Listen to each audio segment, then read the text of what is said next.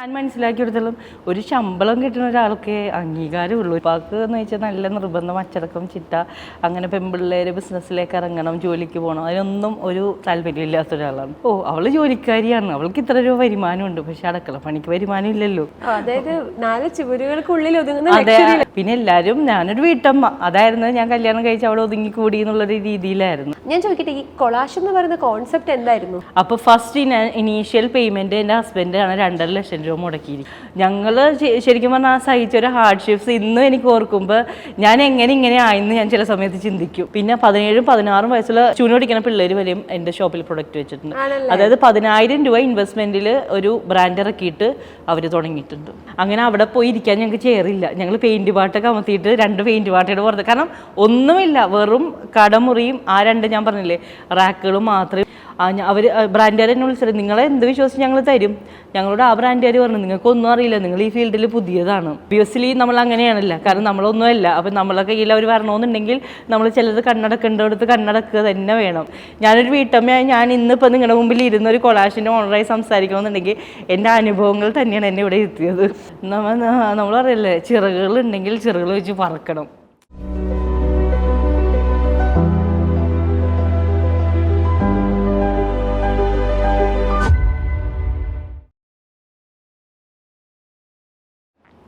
നമസ്കാരം, ഞാൻ അന്ന സുസൻ. സ്പാർക്കിന്റെ പുതിയൊരു എപ്പിസോഡിലേക്ക് ഹാർദമായി സ്വാഗതം. ഇന്ന് എൻ്റെ ഒപ്പം കഥ പറയാനിരിക്കുന്നത് ഒരു വനിതാ സംരംഭകയാണ്. ഒരുപാട് സ്ത്രീ സംരംഭകരുടെ സ്വപ്നങ്ങൾക്ക് ചിറക് വിടർത്താൻ സഹായിച്ച ദ കൊളാഷ് എന്ന് പറയുന്ന ഒരു മൾട്ടി ബ്രാൻഡ് സ്റ്റോറിന്റെ സാരഥി സബീറ, സ്വാഗതം സ്പാർക്കിന്റെ ഹോട്ട് സീറ്റിലേക്ക്. ഹലോ. വളരെ ചിരിച്ച മുഖത്തോടു കൂടി മാത്രം ഞാൻ കണ്ടിരിക്കുന്ന ഒരു വ്യക്തി, ഒരിക്കൽ പോലും ഈ ചിരി മുഖത്തിൽ അത് കണ്ടിട്ടില്ല. സബീറയുടെ നാട് എവിടെയാണ്? എൻ്റെ വീട് കൊച്ചി മട്ടാഞ്ചേരി. എൻ്റെ ഫാദർ ശരിക്കും തലശ്ശേരിക്കാരനാണ്. അപ്പോൾ ഫാദറായിട്ട് ബിസിനസ്സായിട്ട് വന്ന് ഇവിടെ കൊച്ചിയിൽ സെറ്റിൽഡ് ആയതാണ്. നിങ്ങൾ കൊച്ചിയിൽ സെറ്റിലായി. പഠിച്ചതൊക്കെ ഇവിടെ തന്നെയാണ്? പഠിച്ചതൊക്കെ ഇവിടെ തന്നെയാണ്. ഫാദർ ഒരു പ്രവാസിയായിരുന്നു, 28 വർഷം സൗദിയിലായിരുന്നു. ഞങ്ങൾ 4 പെൺപിള്ളേരാണ്. 4 പെൺകുട്ടികളാണ്? 4 പെൺകുട്ടികളാണ്. വീട്ടിൽ ഭയങ്കര രസമായിരിക്കുമല്ലോ. വീട്ടിൽ പിന്നെ നല്ല രസമുണ്ട്. പാപ്പച്ചിക്ക് കഷ്ടപ്പാടായിരിക്കുമല്ലോ, കാരണം ഒരു സാധനം മേടിച്ച 4 പേർക്ക് വാങ്ങണം. പിന്നെ എല്ലാം നമ്മൾ വലിയ ഏജ് ഡിഫറൻസ് ഇല്ല, എല്ലാവരും 4 വയസ്സിന്റെ വ്യത്യാസത്തിൽ 4 പെൺപിള്ളേരായിരുന്നു. ഓക്കെ. അങ്ങനെ വിദ്യാഭ്യാസമൊക്കെ ഇവിടെ തന്നെയായിരുന്നു? എല്ലാം ഇവിടെ തന്നെ. ഞാൻ പഠിച്ചത് സെന്റ് മേരീസ് ആംഗ്ലോ ഇൻസ്റ്റിറ്റ്യൂട്ടിലായിരുന്നു പഠിച്ചത്. ഏതായിരുന്നു കോഴ്സ്? ബികോം ആയിരുന്നു. അല്ലാതെ ഗുജറാത്തി കോളേജിലായിരുന്നു, അത് മട്ടാഞ്ചേരി തന്നെ ഉള്ളതായിരുന്നു. അവിടെയാണ് പഠിച്ചത്. പഠനശേഷം നേരെ വിവാഹം? അതെ, നേരെ വിവാഹത്തിലേക്കാണ്. 21 വയസ്സായപ്പോഴത്തേനും കല്യാണം കഴിച്ചു. ഒരു സംരംഭകയാണ് ഇന്ന്. എങ്ങനെയാണ് സംരംഭത്തിലേക്ക് വന്നത് നമുക്ക് പയ്യെ പറയാം. പക്ഷെ ഈ സംരംഭകയുടെ ഒരു തുടക്കം എന്ന് പറയുന്നത് സ്വന്തം വീട്ടിൽ നിന്നായിരുന്നോ? ഇല്ല, ഞങ്ങൾ ശരിക്കും പറഞ്ഞാൽ നല്ലൊരു ഓർത്തഡോക്സ് ഫാമിലിയാണ്. ഉപ്പാക്ക് എന്ന് വെച്ചാൽ നല്ല നിർബന്ധം, അച്ചടക്കം, ചിട്ട, അങ്ങനെ പെൺപിള്ളേര് ബിസിനസ്സിലേക്ക് ഇറങ്ങണം, ജോലിക്ക് പോകണം, അതിനൊന്നും ഒരു താല്പര്യമില്ലാത്ത ഒരാളാണ്. ഉപ്പ ഒരു ബിസിനസ്സുകാരനായിരുന്നെങ്കിൽ കൂടി പക്ഷെ പെൺമക്കൾ അങ്ങനെ പോകണ്ടെന്നുള്ളൊരു കോൺസെപ്റ്റ് ആയിരുന്നു ഉപ്പാൻ്റെ. ഞങ്ങൾ 4 ചുവരിനുള്ളിൽ വളർത്തിയ 4 പെൺമക്കളായിരുന്നു. ആണല്ലേ? വീടിനുള്ളിൽ തന്നെ എല്ലാം വീട്ടിൽ ലക്ഷറിയാണ്. അപ്പൊ പിന്നെ നമുക്ക് പുറത്തേക്കില്ല, എല്ലാം സഫീഷ്യൻ്റ് ആയിട്ട് വീട്ടിൻ്റെ അകത്തുണ്ട്. 21 വയസ്സ് കഴിയുമ്പോൾ കല്യാണം കഴിച്ച് നമ്മൾ ഓരോരുത്തർ ഓരോ നാട്ടിലേക്ക് പോകും. അങ്ങനെയായിരുന്നു. പിന്നെ ഇപ്പോൾ ഗൾഫിലായതുകൊണ്ട് തന്നെ ലീവിന് വരുമ്പോഴത്തേനും നമ്മൾ അടിച്ചു പൊളിക്കുക, ആ ഒരു മാസം അടിച്ചു പൊളിക്കുക, പിന്നെ ബാക്ക് ടു ലൈഫ്.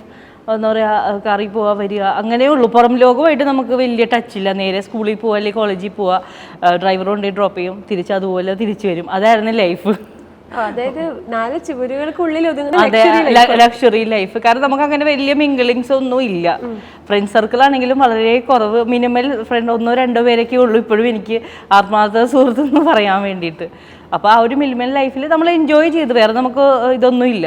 അപ്പോൾ നമ്മൾ അതിലൊതുങ്ങി 21 വയസ്സായപ്പോഴത്തേനും കല്യാണം. അങ്ങനെ നേരെ കാഞ്ഞിരപ്പള്ളിക്ക് പോയി. കാഞ്ഞിരപ്പള്ളിക്കാരനാണ് കെട്ടുന്നത്. ഓക്കെ. കാഞ്ഞിരപ്പള്ളി പോയിട്ട് എങ്ങനെയുണ്ടായിരുന്നു? കാഞ്ഞിരപ്പള്ളിയിൽ വിവാഹം എന്ന് വെച്ചാൽ ഇവിടുത്തെ വേറൊരു വേർഷനായിരുന്നു. അവിടെ എന്ന് വെച്ചാൽ അവിടെ ഭയങ്കര ഫ്രീ ആയിരുന്നു. ശരിക്കും പറഞ്ഞാൽ ഫുൾ ഫ്രീഡം. അവിടെ അങ്ങനെ വലിയ ചട്ടക്കൂടുകളില്ല, ഒന്നുമില്ല. കാരണം ഉപ്പ വളർത്തിയൊരു ഇതല്ല. ഹസ്ബൻഡിൻ്റെ ഫാമിലി എന്ന് വെച്ചാൽ അവരെല്ലാം ബിസിനസ്സുകാരും ഒക്കെ ആയതുകൊണ്ട് തന്നെ ഹസ്ബൻഡും ഭയങ്കര ഫോർവേഡാണ്. പെണ്ണുങ്ങൾ ബിസിനസ് ചെയ്യണോണ്ടോ ജോലിക്ക് പോകണോണ്ടോ ഒന്നും ഒരു പ്രശ്നങ്ങളും ഇല്ല. എന്താ പോവാത്ത? എൻ്റെ മദർ ഇൻ ലോ ആണെങ്കിൽ ഫുൾ സപ്പോർട്ട്, ഫാദർ ഇൻ ലോയും സപ്പോർട്ട്, ഹസ്ബൻഡും സപ്പോർട്ട്. അപ്പോൾ പിന്നെ ഞാൻ പിന്നെ അപ്പോഴും ബിസിനസ്സിനെ പറ്റി ഞാൻ ചിന്തിച്ചിട്ടില്ല കേട്ടോ. അപ്പോഴും ഞാൻ ആ ലൈഫ് എൻജോയ് ചെയ്യാൻ തുടങ്ങി. ശരിക്കും ഒരു ഹൈ റേഞ്ച് കാഞ്ഞിരപ്പള്ളി ഒരു മൊത്തം കർഷക പ്ലാന്റേഷൻ അങ്ങനെ ഒരു ഫാമിലിയിലാണല്ലോ. ഡോറ് തുറക്കുമ്പോൾ അപ്പുറത്തെ വീടും അവിടെ ഡോറ് തുറന്നാൽ റബ്ബർ വരികയും. അതെ അതെ അതെ. അത് ഞാൻ സത്യം പറഞ്ഞാൽ എൻജോയ് ചെയ്ത് തുടങ്ങി, ഫ്രീഡം തുടങ്ങി. പിന്നെ ഹസ്ബൻഡിൻ്റെ കൂടെയുള്ള യാത്രകളൊക്കെ എൻജോയ് ചെയ്ത് തുടങ്ങി. അപ്പോഴും ഞാനൊരു ബിസിനസ്സിലേക്ക് എന്നുള്ളൊരു മൈൻഡ് സെറ്റിലേക്ക് അല്ല. പിന്നെ എല്ലാവരും ഞാനൊരു വീട്ടമ്മ, അതായിരുന്നു ഞാൻ കല്യാണം കഴിച്ച് അവിടെ ഒതുങ്ങിക്കൂടി എന്നുള്ളൊരു രീതിയിലായിരുന്നു. അടുക്കളപ്പണി കുക്കിംഗ് ഒരു പാഷനായിരുന്നു അന്നും ഇന്നും എന്നും. അതെ, നന്നായിട്ട് പാചകം ചെയ്യും. പിന്നെ ബിസിനസ് എന്നും എൻ്റെ മനസ്സിലൊരു ഡ്രീമൊന്നും അപ്പോൾ വന്നിട്ടില്ല കേട്ടോ. അപ്പോൾ ഞാൻ ഇതുപോലെ വീട്ടമ്മയായിട്ട് തന്നെയാണ് തുടർന്നത്. പക്ഷേ അവിടെ വന്ന മരുമക്കൊക്കെ എല്ലാം ജോലിയുണ്ട്, അവരൊക്കെ ഓരോരോ പ്രൊഫഷണൽ കോഴ്സുകൾ ചെയ്യുന്നു, പഠിക്കുന്നു ജോലിക്കാർ. അപ്പോഴും നമ്മൾ വീട്ടമ്മ. അങ്ങനെ എനിക്ക് പ്രത്യേകിച്ച് സങ്കടം, കാരണം എൻ്റെ മദറിലോയും ഫാദറിലോയും ഹസ്ബൻഡും ഭയങ്കര സപ്പോർട്ടീവ് ആയതുകൊണ്ട് എനിക്ക് ആ ഒരു ദുഃഖം, എനിക്കൊരു ജോലി ഇല്ല എന്നുള്ളൊരു ദുഃഖം എനിക്ക് തോന്നിയിട്ടേ ഇല്ല. കാരണം അവർ എൻ്റെ സ്വന്തം ഒരു ഉമ്മാനെ പോലെ തന്നെയാണ് എൻ്റെ അമ്മായിയമ്മ. അത് ഞാൻ എവിടെയും പറയും, ഇന്നും അങ്ങനെ തന്നെയാണ്. അതുകൊണ്ട് എനിക്ക് അങ്ങനത്തെ ഒരു ഫീലിംഗ് ഇല്ല. അങ്ങനെ തന്നെ ആവട്ടെ. അതെ, അതുകൊണ്ട് എനിക്ക് അങ്ങനെ ഒരു ഫീലിംഗ് ഇല്ല. പക്ഷേ എങ്കിൽ എപ്പോഴും ഞാൻ മനസ്സിലാക്കിയെടുത്തോളം ഒരു ശമ്പളം കിട്ടുന്ന ഒരാൾക്ക് അംഗീകാരമുള്ള ഒരു പെണ്ണാണെങ്കിൽ അവർക്ക് എന്ന് വെച്ചാൽ കുടുംബത്തിൻ്റെ ഇടയ്ക്ക് റിലേറ്റീവ്സിൻ്റെ ഇടയ്ക്ക് അവൾ ജോലിക്കാരിയാണ്, അവൾക്ക് ഇത്ര രൂപ വരുമാനമുണ്ട്. പക്ഷേ അടുക്കള പണിക്ക് വരുമാനം ഇല്ലല്ലോ. അതാരും ഒരു കുടുംബം നോക്കിക്കൊണ്ട്, ഒരു അമ്മായിമ്മനെ നോക്കിക്കൊണ്ട്, ഒരു ഫാദറിലോനെ നോക്കിക്കൊണ്ട് ഒന്നും എവിടെയും അതിനൊരു അംഗീകാരമില്ല. അവൾ നല്ല മരുമകളായിരുന്നെന്ന് പറയും, പക്ഷെ അവൾ ശമ്പളക്കാരിക്കാണ് എപ്പോഴും ഒരു പ്രിഫറൻസ് കൂടുതൽ ഞാൻ മനസ്സിലാക്കിയിട്ടുണ്ട്. അങ്ങനെയാണ് ബിസിനസ് ചെയ്യാൻ തീരുമാനിക്കുന്നത്. അതെ. എത്ര വർഷത്തെ ഗ്യാപ്പ് എടുത്തു കല്യാണം കഴിഞ്ഞിട്ട്? കല്യാണം കഴിഞ്ഞിട്ട് ഞാനൊരു മൂത്ത മോളുടെ ഡെലിവറി എല്ലാം കഴിഞ്ഞ് ഞാൻ പതുക്കെ ഒരു ഓൺലൈൻ സ്റ്റാർട്ട് ചെയ്തു. അപ്പോൾ ഞാൻ ബൊട്ടീക്ക്. അപ്പോൾ ഞാൻ ഹസ്ബൻഡിനോട് ചോദിച്ച് ഓൺലൈൻ. അപ്പോൾ ഹസ്ബൻഡ് എല്ലാത്തിനും യെസ് ആണ്, നോ എനിക്ക് ഹസ്ബൻഡിന് ഇല്ല കേട്ടോ. അപ്പോൾ ഹസ്ബൻഡിന് വേണ്ടി ഞാനപ്പോൾ ഓൺലൈൻ സ്റ്റാർട്ട് ചെയ്ത് ഓൺലൈനിൽ പതുക്കെ നമ്മൾ ഗ്രൂപ്പ് ഉണ്ടാക്കി അങ്ങനെ സെയിലൊക്കെ സ്റ്റാർട്ട് ചെയ്ത് അത്യാവശ്യം നല്ല രീതി. അപ്പോൾ അതിന് ഫണ്ടൊന്നും വേണ്ട, ഞാൻ അവരിൽ നിന്ന് തന്നെ ഫണ്ട് വാങ്ങിയിട്ടാണ് ഞാൻ ഓൺലൈൻ പർച്ചേസ് ചെയ്തിട്ടാണ് അവർക്ക് സെയിൽ കൊടുക്കുന്നത്. അതിന് ക്യാപിറ്റലൊന്നും വേണ്ട. അപ്പം അങ്ങനെ ഓൺലൈനിൽ നമ്മൾ ഒരു മാതിരി ഫ്ലറിഷായി. അപ്പോൾ എനിക്കൊരു ആത്മവിശ്വാസം ചെറുതായിട്ട് വന്ന് എനിക്കൊന്ന് ബിസിനസ് ചെയ്താലോ, ചെറിയ പ്രോഫിറ്റ്, ഒരുമാതിരി നല്ല പ്രോഫിറ്റ് കിട്ടി, അതും പറയണമല്ലോ. പക്ഷെ അപ്പോൾ എനിക്കൊരു ഫിനാൻഷ്യൽ ഫ്രീഡം ആയി തുടങ്ങി. വലിയ ഫ്രീഡം ഒന്നും അല്ലെങ്കിലും നമ്മുടെ കാര്യങ്ങൾ മുന്നോട്ട് പോകാനുള്ള എൻ്റെ കയ്യിൽ കുറച്ച് കാശ് അങ്ങനെയാണെന്നുള്ളത്. എപ്പോഴും നമ്മൾ ഹസ്ബൻഡ് ഡിപ്പെൻഡഡ് ആണല്ലോ. അങ്ങനെ അത് കഴിഞ്ഞപ്പോൾ ഞാൻ ചോദിച്ചു ഞാനൊരു ഷോപ്പ് തുടങ്ങട്ടെ. അപ്പോഴും ഞാൻ ഹസ്ബൻഡ് നോ പറയുമെന്നാണ് പ്രതീക്ഷിച്ചത്. അപ്പോൾ ഹസ്ബൻഡ് പറഞ്ഞു യെസ് തുടങ്ങാമല്ലോ. അവിടെ നിന്ന് നോ ഒന്നുമില്ല. ഹസ്ബൻഡ് എന്നെ ഷോപ്പ് അന്വേഷിച്ച് ഹസ്ബൻഡ് എന്നെ അഡ്വാൻസ് കൊടുത്ത്. ഹസ്ബൻഡ് ഇപ്പോഴും എനിക്ക് എത്ര രൂപയായിരുന്നു എനിക്ക് ഇന്നും അറിയില്ല കേട്ടോ ആ കണക്ക്. അങ്ങനെ നല്ല രീതിയിൽ ഞങ്ങൾ ബാംഗ്ലൂർ മുംബൈയിലൊക്കെ പോയി അടിച്ചു പൊളിച്ച് പർച്ചേസ് ചെയ്ത് സ്റ്റോക്കൊക്കെ എടുത്ത് കട ഉദ്ഘാടനം അതിഗംഭീരമാക്കി നടത്തി. അടിപൊളിയായിട്ട് കട ഉദ്ഘാടനം ചെയ്തു. അടിപൊളിയായിട്ടുള്ള അത് 8 നിലയിൽ പൊട്ടിപ്പോയി. ഒരു ബിസിനസ് പൊട്ടിന്ന് ഇത്ര ഹാപ്പി ആയിട്ട് പറയുന്ന ഒരാളെ ഞാൻ കണ്ടിട്ടില്ല. അത് എന്നെ പറ്റിയ പൊട്ടിപ്പോയെന്ന് വെച്ചാൽ നമ്മൾ ഹൈ എൻഡ് ഫാഷൻസ് ആണ് എടുത്തത്. പക്ഷെ വെച്ചത് കാഞ്ഞിരപ്പള്ളി, അവിടെയാണ് ഫ്ലോപ്പായി പോയത്. അപ്പോൾ സത്യം പറഞ്ഞാൽ എറണാകുളത്ത് ബോംബെയിലൊക്കെ ഇറങ്ങുന്ന ഫാഷൻ എങ്ങനെയായാലും 1 വർഷം കൊടുക്കും കാഞ്ഞിരപ്പള്ളിക്കാരെ അംഗീകരിക്കാൻ വേണ്ടി. അത് ഞാൻ ചിന്തിച്ചില്ല. ഞാനപ്പോൾ നേരെ പോയി എറണാകുളം ഫാഷൻ കാഞ്ഞിരപ്പള്ളിയിൽ ഇറക്കാൻ നോക്കി. കാഞ്ഞിരപ്പള്ളിക്കാർ അത് അംഗീകരിച്ചില്ല. പിന്നെ അതിൻ്റെ കൂടെ തന്നെ സെക്കൻഡ് ഡെലിവറിയും ഒക്കെ ആയി കഴിഞ്ഞപ്പോഴത്തേനും എനിക്ക് ഒത്തിരി യാത്രകളും ഇല്ല, അതിൻ്റെ കൂടെ സെയിലും കുറവായിരുന്നു കേട്ടോ. അതൊരു മെയിൻ ഫാക്ടറാണ്. അത് 8 നില പൊട്ടി, ഞാൻ പൂട്ടി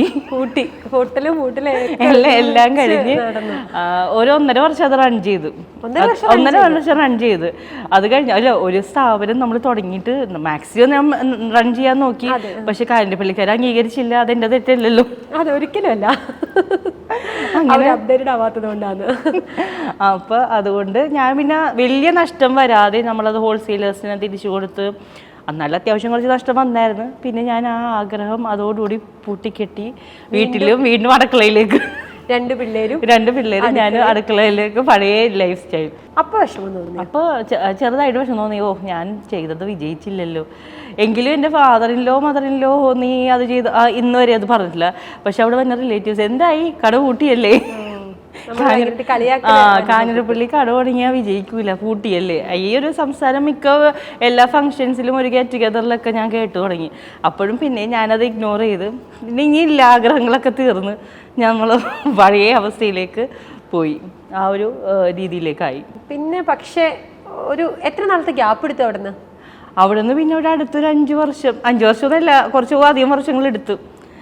കാരണം മോനിക്കൊരു 7-8 വയസ്സ് വരെ പിന്നെ നമ്മൾ വീട്ടിൽ തന്നെ വേറെ പ്രത്യേകിച്ച് ഞാനൊന്നും ചെയ്യാനും പോയില്ല. ഓൺലൈനും പിന്നെ ഞാൻ വീണ്ടും ഓൺലൈൻ സ്റ്റാർട്ട് ചെയ്തു. അത് കോവിഡ് വന്നപ്പോൾ സ്റ്റോക്ക് എത്താതായിട്ട് അതും ഫ്ലോപ്പായി പോയി. ഫ്ലോപ്പ് എന്ന് വെച്ചാൽ പിന്നെ ഞാൻ സ്റ്റോപ്പ് ചെയ്ത്. നമ്മൾ റിസ്ക് എടുക്കരുത്. കാരണം ഒരു 1.5 മന്തോളം ഡിലേ വരും ഇവരെ പ്രൊഡക്റ്റ് എത്താൻ. അപ്പോൾ നമ്മൾ ഈ കസ്റ്റമേഴ്സിൻ്റെ നിന്ന് ക്യാഷ് വാങ്ങിയിട്ട് നമ്മൾ അത്രയും കയ്യിൽ വെച്ചുകൊണ്ടിരിക്കുമ്പോൾ നമുക്ക് ഭയങ്കര ടെൻഷനാണ്. അപ്പം അതും ഞാൻ ഒഴിവാക്കി തികച്ചും സൈലന്റ് ആയി. അങ്ങനെ വീണ്ടും വീട്ടിൽ ഒതുങ്ങി. അതെ അതെ. പക്ഷെ വീണ്ടും പുനർജനിക്കുകയാണ്. ആ പുനർജനനം എന്ന് പറയുന്നത് വലിയൊരു മൂവ്മെന്റ് ആണ്. അതെ, അത് കൊളാഷ് സത്യം പറഞ്ഞാൽ എൻ്റെ സ്വപ്നത്തിൽ പോലും ഇല്ലാഞ്ഞൊരു കാര്യമാണ്. അത് സത്യം പറഞ്ഞാൽ ഹസ്ബൻഡും 2 ഫ്രണ്ട്സും കൂടെ ചേർന്ന് നടത്താനിരുന്നിരുന്നൊരു സംരംഭമാണ്. അത് അപ്പോഴും ഞാനതിൽ ഒന്നുമല്ല, ഐ വാസ് സൈലൻ്റ് ആണ് ഞാൻ. കാരണം ഹസ്ബൻഡിനോട് അങ്ങനെ ബിസിനസ് എനിക്ക് അതിൻ്റെ ആവശ്യമില്ലല്ലോ. അങ്ങനെ ഹസ്ബൻഡ് പോയി, അവരും 2 ഫ്രണ്ട്സിനായിട്ട് പോയി. അവർ കാക്കനാടാണ് ഫസ്റ്റ് ഞങ്ങൾ സ്പേസ് എടുത്തത്. അങ്ങനെ എടുത്ത് അത് അവർ multi brand store concept Kakkanad അവർ കൊണ്ടുവരാനുള്ള പ്ലാനിലാണ് അവരെല്ലാം വർക്കൗട്ട് ചെയ്തത്. അങ്ങനെ ഈ പ്ലാൻ വർക്കൗട്ട് ചെയ്തപ്പോൾ അതിൻ്റെ 2 പാർട്ട്നേഴ്സ്, അതിൽ ഒരാൾ ഓസ്ട്രേലിയയിലേക്ക് പോകാനുള്ള വിസ റെഡിയായി. അയാൾ അങ്ങനെ പോയി, അയാൾ എസ്കേപ്പ് ആയി. രണ്ടാമത്തെ ആള് എന്തോ ഫ്ലാറ്റ് വാങ്ങാനുള്ള എന്തോ ഫിനാൻഷ്യൽ ഇഷ്യൂസ് കാരണം അയാളും പോയി. അപ്പോൾ ഫസ്റ്റ് ഇനീഷ്യൽ പേയ്മെന്റ് എൻ്റെ ഹസ്ബൻഡാണ് 2.5 ലക്ഷം രൂപ മുടക്കിയിരിക്കുന്നത്. അപ്പോൾ ഹസ്ബൻഡിന്റെ ക്യാഷ് പെട്ടുപോയാൽ ഒന്നില്ലെങ്കിൽ നമ്മൾ ചെറുതായിട്ടൊരു ഇന്റീരിയർ ചെയ്ത് സ്റ്റാർട്ടപ്പ് ചെയ്തിട്ടുണ്ടായിരുന്നു. പിന്നെ അഡ്വാൻസ് പേയ്മെന്റ് അതൊക്കെ അതിൻ്റെ 50% ഒക്കെ കൊടുത്തിട്ടുണ്ടായിരുന്നു. അപ്പോൾ ഹസ്ബൻഡ് വന്നിട്ട് എന്നോട് ചോദിച്ചു എന്ത് ചെയ്യും, ഒന്നില്ലെങ്കിൽ അത് പോവുക, അതെനിക്ക് ഇതിനെ ലോസാക്കി കണക്കാക്കുക. പക്ഷെ എന്നെ സംബന്ധിച്ചിടത്തോളം അത് റിക്കവർ ചെയ്തെടുക്കുക എന്നുള്ളതായിരുന്നു എൻ്റെ ടാർഗറ്റ്. എനിവേ എന്തൊക്കെ സംഭവിച്ചാലും ഞാനത് റിക്കവർ ചെയ്തെടുക്കും. അപ്പോൾ ഞാൻ പറഞ്ഞു എനിക്കിത് അറിവില്ലാത്ത ഫീൽഡാണ്, പക്ഷെ ഞാൻ ട്രൈ ചെയ്യും. അറ്റ് ദ ലാസ്റ്റ് വരെ എനിക്ക് ട്രൈ ചെയ്ത് ഇത് വിജയിപ്പിക്കണം എന്നുള്ളൊരു ഒറ്റ വാശിയുണ്ടായിരുന്നു എനിക്ക്. കാരണം നമ്മൾ ശരിക്കും പറഞ്ഞാൽ പറയുക കിണറ്റിലിറക്കിയിട്ട് ഏണി വലിച്ചൊരവസ്ഥയാണ് ഈ 2 പാർട്ട്നേഴ്സ് നമ്മളോട് ചെയ്തത്. കാരണം അവർ ജോയിൻ്റ് ആയിട്ട് ചെയ്യാൻ തുടങ്ങിയ വെഞ്ചർ പെട്ടെന്ന് ഒരു സുപ്രഭാതത്തിൽ അവരില്ല എന്ന് പറയുന്നതാണ്. ഞങ്ങൾ ശരിക്കും പെട്ട അവസ്ഥയായിപ്പോയി. അവിടെ നിന്ന് എനിക്ക് എന്തായാലും വേണ്ടിയില്ല. അവിടെ നിന്ന് നമുക്ക് അവർ ഹാൻഡ് ഓവർ ചെയ്യുന്ന സമയത്ത് ഒരു കടമുറി, അതായത് ഒരു 2nd ഫ്ലോർ സ്റ്റോപ്പും 2, 3, 4 റാക്കെന്ന് വെച്ചാൽ വെറും നമ്മുടെ ഈ സ്റ്റീൽ റാക്കില്ലേ, അതായിരുന്നു നമ്മൾക്ക് കിട്ടിയ ഒരു ഇത്. അതെന്ന് വെച്ചാൽ എനിക്ക് മാർക്കറ്റിംഗ് എന്താണെന്ന് അറിയില്ല. ഞാൻ ഇത്രയും കാലം നമ്മൾ കാഞ്ഞിരപ്പള്ളി, അവർ എറണാകുളത്ത് സെറ്റിൽ ആയിട്ടുള്ള 2 ഫ്രണ്ട്സും ഞങ്ങൾ ശരിക്കും പറഞ്ഞാൽ സഹിച്ചൊരു ഹാർഡ്ഷിപ്സ് ഇന്നും എനിക്ക് ഓർക്കുമ്പോൾ ഞാൻ ഇങ്ങനെ ആയെന്ന് ഞാൻ ചില സമയത്ത് ചിന്തിക്കും. കാരണം ഞാൻ പറഞ്ഞില്ലേ, ഞാൻ വീട്ടിലൊതുങ്ങിയ ഒരു വീട്ടമ്മയാണ്. എന്നിലെ ആ ഒരു എന്താ പറയുക, നമ്മൾ ആ ഒരു ഇതില്ലേ, ഒരു ബേണിംഗ് ഫയർ നമ്മൾ വന്നത് ഈ കൊളാഷ് കൊണ്ടുവന്നത് തന്നെയാണ്. എനിക്ക് ശരിക്കും ആരും ചോദിക്കട്ടെ, എന്താ ശരിക്കും കൊളാഷ് എന്ന് പറഞ്ഞ ഒരു കോൺസെപ്റ്റ് എന്താ? അതെന്ന് വെച്ചിട്ടുണ്ടെങ്കിൽ അവിടെ നമ്മൾ കൊടുക്കുന്നത് വെച്ചാൽ എല്ലാവർക്കും സ്പേസ് നമ്മൾ റെന്റ് ഔട്ട് ചെയ്യണം ശരിക്കും. ഇപ്പം എനിക്കൊരു ഓൺടർപ്രണർ അല്ലെങ്കിൽ ഇപ്പം അന്നൊക്കെ ഒരു ഓൺടർപ്രണർ ആണ്, അതിൻ്റെ എന്തെങ്കിലും വലിയ ഭീമമായ ഫണ്ടില്ല മുടക്കാൻ.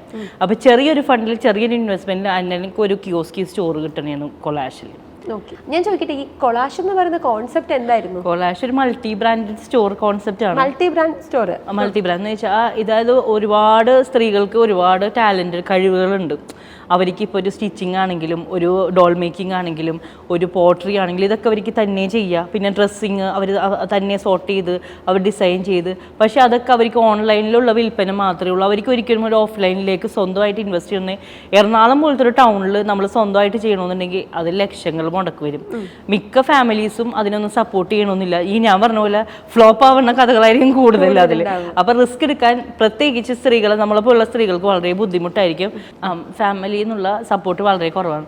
അപ്പോൾ അവർക്ക് ചെറിയൊരു സ്പേസിൽ അവർക്ക് അവരുടെ പ്രൊഡക്റ്റ് കൊണ്ടുവന്ന് എന്നെ ഡിസ്പ്ലേ ചെയ്താൽ മതി. എനിക്ക് ആ സ്പേസിൻ്റെ റെൻറ്റേ ഞാൻ എടുക്കുകയുള്ളൂ.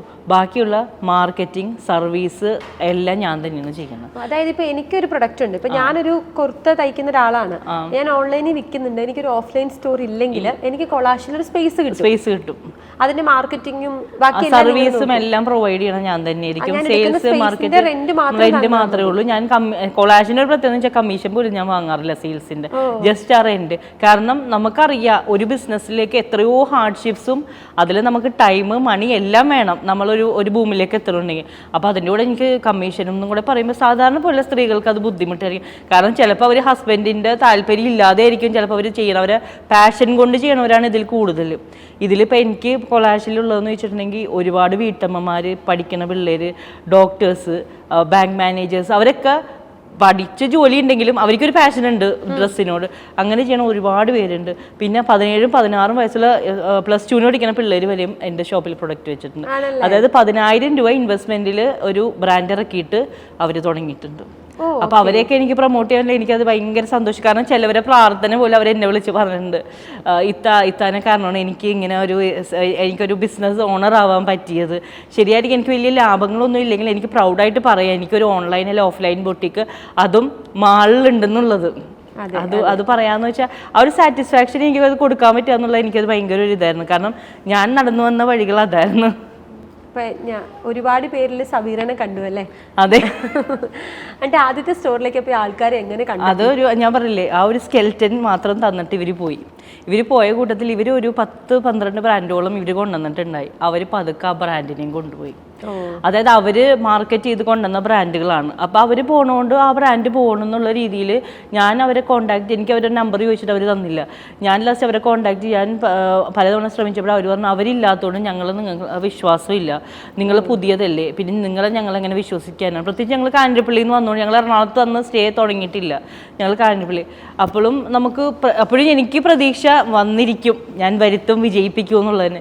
അങ്ങനെ ഞാനും ഹസ്ബൻഡും പലവരെയും ഈ ഓൺലൈനിൽ നിന്ന് ഓഫ്ലൈനിൽ നിന്നൊക്കെ മാർക്കറ്റ് ചെയ്ത് ഞങ്ങൾ വരും. കാഞ്ഞിരപ്പള്ളിയിൽ നിന്ന് രാവിലെ വരും, 5 ബ്രാൻഡുകളോട് വരാൻ പറയും.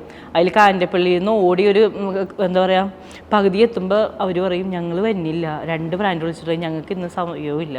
അപ്പോൾ ഓൾറെഡി നമ്മൾ തലയോലപ്പറമ്പ് എത്തിക്കാണും, ഇവരെ കാണാൻ വേണ്ടി 11 മണിക്കും 12 മണിക്കും മീറ്റ് ചെയ്യും എന്നുള്ള രീതിയിൽ. അങ്ങനെ ഞങ്ങൾ ഈ 3 ബ്രാൻഡിന് വേണ്ടി വിളിക്കുമ്പോൾ അവർ പറയും ഞങ്ങളൊരു 3 മണിയാവട്ടെ എത്തുമ്പോഴത്തേനും. ഇപ്പം ഞങ്ങൾ പിള്ളേരെ സ്കൂളിൽ വിട്ടിട്ടാണ് ഞാനും ഇക്കയും ഇങ്ങോട്ട് വരണത്. ഇക്കാരുടെ ടൈം എനിക്ക് വേണ്ടി സ്പെയർ ചെയ്യണതും ഓർക്കണം. കാരണം ഇക്ക തുടങ്ങി വെച്ചത് ഞാനത് ഏറ്റെടുത്ത് കണ്ടിന്യൂ ചെയ്യാനുള്ള പ്ലാനിലാണ്. അങ്ങനെ അവിടെ പോയി ഇരിക്കാൻ ഞങ്ങൾക്ക് ചേറില്ല. ഞങ്ങൾ പെയിൻറ് പാട്ടൊക്കെ അമർത്തിയിട്ട് 2 പെയിൻറ് പാട്ടയുടെ പുറത്ത്, കാരണം ഒന്നുമില്ല, വെറും കടമുറിയും ആ 2 ഞാൻ പറഞ്ഞില്ലേ റാക്കുകളും മാത്രമേ ഉള്ളൂ ഞങ്ങൾക്ക്. അവിടെ ഞങ്ങൾ ഇങ്ങനെ ഇരിക്കും. അപ്പോൾ ഈ 3 മണി എന്ന് പറഞ്ഞ ബ്രാൻഡ് വരുന്നത് 4:30-5 മണിയാവും. ഞങ്ങളിതെല്ലാം കഴിഞ്ഞ് തിരിച്ച് കാഞ്ഞിരപ്പള്ളിയിൽ അതിൽ ഈ 3 ബ്രാൻഡിൻ്റെ അകത്ത് അവർ ഒരാളായിരിക്കും കൺഫർമേഷൻ പറയുന്നത്. അങ്ങനെ ഈ യാത്രകൾ ഒരുപാട് തവണ തുടർന്നു. കാരണം എനിക്ക് ബ്രാൻഡുകൾ കിട്ടണം. ചില ആൾക്കാർ വന്നിട്ട് പറയും നിങ്ങൾ പുതിയതല്ലേ, നിങ്ങളെങ്ങനെ ഞങ്ങൾ വിശ്വസിക്കും, ഞങ്ങളുടെ ഇത്രയും തുണിയും അഡ്വാൻസ് നിങ്ങളെ തന്ന് നിങ്ങളത് വിജയിപ്പിക്കുമെന്ന് എന്താണ് ഉറപ്പ്? ഇങ്ങനത്തെ ഒരുപാട് ചോദ്യങ്ങൾക്ക് എനിക്ക് മറുപടി പറയണമെന്ന്. ശരിയാണ്, നമ്മളൊരു ബ്രാൻഡല്ല, അതൊരു പോയിന്റാണ്. അപ്പോഴും എന്നെ ഹേർട്ട് ചെയ്തിരുന്നത് നമ്മൾ വിശ്വസിക്കുക എന്നുള്ളത് ഏറ്റവും വലുതാണല്ലോ. കാരണം അവർ നമ്മളെ അടുത്ത് എല്ലാം ഏൽപ്പിക്കണം, അവരെ ലക്ഷക്കണക്കിന് വേണ്ടി സ്റ്റോക്ക്, അവർ അഡ്വാൻസ് പറഞ്ഞു. ഞാൻ എൻ്റെ ഒരു വാക്കുകൊണ്ട് ഞാൻ നാളെ ഇത് എന്ത് ചെയ്യും എന്നുള്ളൊരു ഗ്യാരണ്ടി അവർക്കില്ല. അങ്ങനെ ട്രസ്റ്റ് ഇല്ല. അങ്ങനെ ഇത് തുടർച്ചയായിട്ട് തുടരും. 20 ബ്രാൻഡ് വരും. അത് കഴിഞ്ഞ് പിന്നെ അടുത്ത കാത്തിരിപ്പാണ്. കാരണം 1 മാസമേ നമുക്ക് ഫിറ്റിൻ പീരീഡ് ഉള്ളൂ. അടുത്ത മാസത്തിൽ റെന്റ് തുടങ്ങും. അപ്പോൾ നമ്മുടെ കയ്യിൽ നിന്ന് വീണ്ടും ക്യാഷ് പോവും. ഇതിൻ്റെ ഇൻറ്റീരിയർ വർക്ക് നടക്കണം. അങ്ങനെ പതുക്കെ ഞാൻ പറഞ്ഞിക്കാം എന്തായാലും നമ്മൾ ഇതിലേക്ക് ഇറങ്ങി ഇൻറ്റീരിയർ വർക്ക് സ്റ്റാർട്ട് ചെയ്യുക. ഓൾറെഡി 20 ബ്രാൻഡ് നമുക്ക് കമ്മിറ്റഡ് ആയിട്ടുണ്ടല്ലോ. അതിൻ്റെ ഇടയ്ക്ക് മറ്റുള്ള മൾട്ടി ബ്രാൻഡ് സ്റ്റോറിൻ്റെ പാരവെപ്പുകൾ വേറെ. അവർ ബ്രാൻഡുകാർ എന്നെ വിളിച്ചിട്ട് നിങ്ങളെ എന്ത് വിശ്വസിച്ച് ഞങ്ങൾ തരും. ഞങ്ങളോട് ആ ബ്രാൻഡുകാർ പറഞ്ഞു നിങ്ങൾക്കൊന്നും അറിയില്ല, നിങ്ങൾ ഈ ഫീൽഡിൽ പുതിയതാണ്. അപ്പോൾ ഞാൻ പറയും നിങ്ങൾ ആദ്യം സ്റ്റാർട്ട് ചെയ്യ്, ഒരു 3 മാസം നിങ്ങൾ എൻ്റെ കൂടെ റൺ ചെയ്യ്, എന്നിട്ട് ഞാൻ എങ്ങനെയാണെന്ന് നോക്ക്, എന്നിട്ട് ബാലൻസ് നിങ്ങൾ. അപ്പോൾ ഞങ്ങൾക്ക് എഗ്രിമെൻറ്റ് സൈൻ ചെയ്യാൻ പറ്റില്ല കേട്ടോ 6 മാസത്തേക്ക്. നമുക്ക് ലോക്ക് ഇൻ പീരീഡ് ഉണ്ട്. 6 മാസത്തേക്ക് പറ്റില്ല. ഓക്കെ പറ്റൂല, കാരണം ഞാനന്നൊരു ബ്രാൻഡല്ല. അപ്പം ഞാൻ അവരെ സമീപിച്ചേ പറ്റുള്ളൂ. അവർ മറ്റുള്ള സ്റ്റോറുകളിൽ ഇരുന്ന് അവരൊരു പ്രീമിയം ബ്രാൻഡായിട്ട് ഇരിക്കുന്ന ഓൺലൈൻ ബ്രാൻഡുകളാണ് എൻ്റെ അടുത്ത് വരുന്നത്.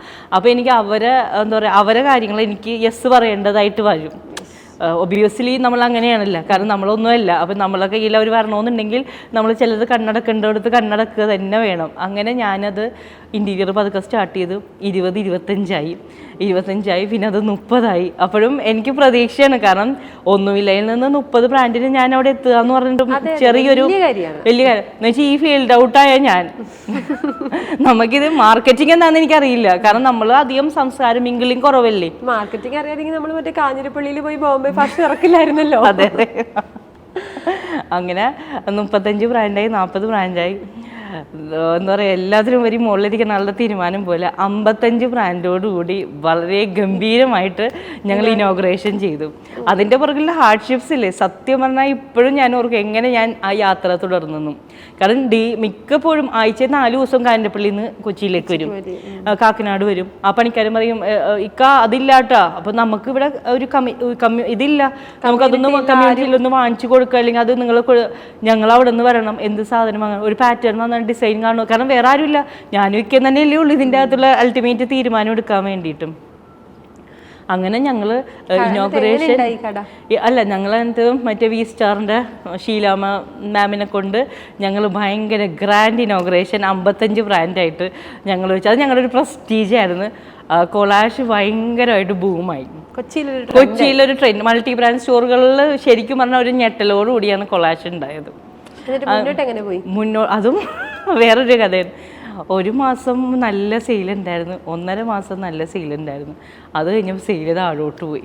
എന്ന് വെച്ചാൽ നമ്മൾ മനസ്സിലാക്കിയെന്ന് വെച്ചാൽ കാക്കനാട് ശരിക്കും നല്ല വൈബുള്ളൊരു സ്ഥലമാണ്. പക്ഷെ അവിടെ വേണ്ടത് ഒന്നില്ലേ ഡെയിലി വെയർ, അല്ലെങ്കിൽ ഇൻഫോ പാർക്കിൽ ജോലി ചെയ്യണം അവർക്ക് പറ്റിയ വെസ്റ്റേൺ വെയർ. ഇത് രണ്ടും അല്ലായിരുന്നു എൻ്റെ മൾട്ടി ബ്രാൻഡ് സ്റ്റോറിൽ. എല്ലാം പാർട്ടി വെയറും പ്രീമിയം കളക്ഷൻസും ആയിരുന്നു. പിന്നെ ഒത്തിരി ജ്വല്ലറി അങ്ങനത്തെ സാധനങ്ങളൊക്കെ ഉണ്ടായി. പക്ഷെ അതൊന്നും കാക്കനാടുകാരിക്ക് വേണ്ട. പിന്നെ വേറൊരു ഡ്രോബാക്ക് എന്ന് വെച്ചാൽ വെള്ളിയാഴ്ച വൈകുന്നേരം ആകുമ്പോൾ ഇതെല്ലാവരും നാട്ടിലേക്ക് പോകും. Saturday Sunday dry. അങ്ങനെ വീണ്ടും ഈ കൊളാഷ് വീക്കെൻഡ്സിലാണ് എല്ലാവർക്കും കച്ചവടം ഉള്ളത്. വീക്കെൻഡ്സിലില്ല, വെള്ളിയാഴ്ച വൈകുന്നേരം പിന്നെ ഒന്നുമില്ല. ഭയങ്കര നിശബ്ദം, ശൂന്യതയും. ശനി ഞായർ ഒരു കസ്റ്റമർ പോലും വരൂലാത്ത അവസ്ഥകൾ കാക്കനാട് സ്റ്റോറിലുണ്ടായിരുന്നു. അപ്പോഴും വീണ്ടും ഞങ്ങൾ ഡ്രോപ്പ് ഔട്ടായി. എന്ത് ചെയ്യും? ഒന്നര മാസമായിട്ടുള്ളൂ ഷോപ്പ് തുടങ്ങിയിട്ട്. അപ്പോഴും ഞാൻ പ്രതീക്ഷ കൈവിട്ടില്ല. കാരണം നമ്മളത് ഞാൻ ഫസ്റ്റ് എൻ്റെ എന്താ പറയുക ഒരു പോയിന്റ് നമ്മൾ തീരുമാനം എടുത്തത് അതായിരുന്നു, ടേണിംഗ് പോയിന്റ് കൊളാഷിൻ്റെ. ഞാൻ നേരെ ഒബ്രോൺ മാളിൽ വന്ന് ഒബ്രോൺ മാളിൽ നമ്മൾ സംസാരിച്ച്. പക്ഷെ ഒബ്രോൺ മാളുകാരിക്കും നമ്മളൊരു ബ്രാൻഡല്ലല്ലോ, അതുകൊണ്ട് ആദ്യം ഒരു ബുദ്ധിമുട്ടായിരുന്നു. പിന്നെ ഒരു വിധത്തിൽ അവർ സമ്മതിച്ച്. അങ്ങനെ ഞങ്ങൾ 3-ാമത്തെ മാസം ഇത് വൈൻഡപ്പ് ചെയ്യണേണ്. കാക്കനാട് സ്റ്റോർ ഇൻവെസ്റ്റ് ചെയ്തിട്ട് ഇന്റീരിയർ. കാരണം ഞാൻ ഓർത്ത് എന്താണെന്ന് വെച്ചാൽ നമ്മൾ ബിസിനസ് ചെയ്യണേനും ഇത് നമുക്ക് വിജയിക്കൂല എന്ന് കണ്ടു കഴിഞ്ഞാൽ പിന്നെ നെക്സ്റ്റ് സ്റ്റെപ്പ് എന്ന് വെച്ചാൽ അതിനെ അവിടെ വെച്ച് നിർത്താന്നുള്ളതല്ല. നമ്മൾ ഇത്രയും ഹാർഡ് വർക്ക് ചെയ്ത് ഇത്രയും ബ്രാൻഡ് എൻ്റെ കൂടെ ഉണ്ട്. ഓൾറെഡി എനിക്ക് 55 ബ്രാൻഡ് എൻ്റെ കൂടെ ഉണ്ട്. അപ്പോൾ അവരിൽ ഒരു 40 ബ്രാൻഡ്സും ഒബ്രോണിലേക്ക് വരാമെന്ന് സമ്മതിച്ച്. 15 ബ്രാൻഡ്സ് പോയി. അപ്പം ഞാൻ അവർക്ക് വേണ്ടി അവരെന്നെ വിശ്വസിച്ച് എൻ്റെ കൂടെ വന്നതല്ലേ. കാരണം സെയിൽ ഡ്രോപ്പ് ഉണ്ടായിട്ടും അവരെനിക്ക് റെൻറ്റ് തന്നവരുണ്ട് ഭൂരിപക്ഷം ബ്രാൻഡുകളും. അങ്ങനെ ഞാൻ എന്ത് ചെയ്തു, അടുത്ത സ്പോട്ട് ബ്രോൺ മാളിൽ വിത്തിൻ 1 മന്ത് ഞാൻ ഇൻറ്റീരിയറും ചെയ്തെല്ലാം ചെയ്ത് ഞാൻ പറഞ്ഞു നിങ്ങൾ ആരും വരണ്ട, ഞങ്ങൾ ഷിഫ്റ്റ് ചെയ്തോളാം. അങ്ങനെ അത് ഞാൻ ഭയങ്കര ഗ്രാൻഡായിട്ട് ഇനോഗ്രേറ്റ് ചെയ്തു. അവർക്ക് ഭയങ്കര സന്തോഷം തോന്നി. അപ്പോൾ ഞങ്ങൾ ഒബ്രോൺ മാളിലേക്ക് ഷിഫ്റ്റ് ചെയ്ത് അങ്ങനെ ഒബ്രോൺ മാളിൽ ഞങ്ങൾ വീണ്ടും സ്റ്റാർട്ടപ്പ് ചെയ്ത്. ഒബ്രോൺ മാളിൽ നല്ല സെയില്, ഒരു രക്ഷയില്ലാത്ത നല്ല സെയില്, നല്ല ഹൈപ്പ്. അപ്പോഴും ആൾക്കാർ പറഞ്ഞു ഒബ്രോൺ മാളല്ലേ നിങ്ങൾ അങ്ങോട്ട് പോകണ്ട.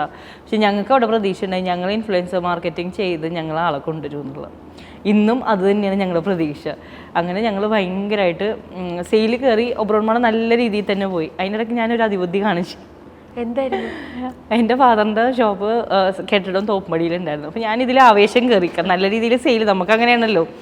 അങ്ങനെ ഞങ്ങൾ പതുക്കെ ഇങ്ങോട്ട് ഷിഫ്റ്റായി. ഞങ്ങളിവിടെ കൊച്ചിയില്ല, ഞാൻ എടപ്പള്ളിയിൽ വില്ലെടുത്ത് അവിടെ താമസമൊക്കെ തുടങ്ങി.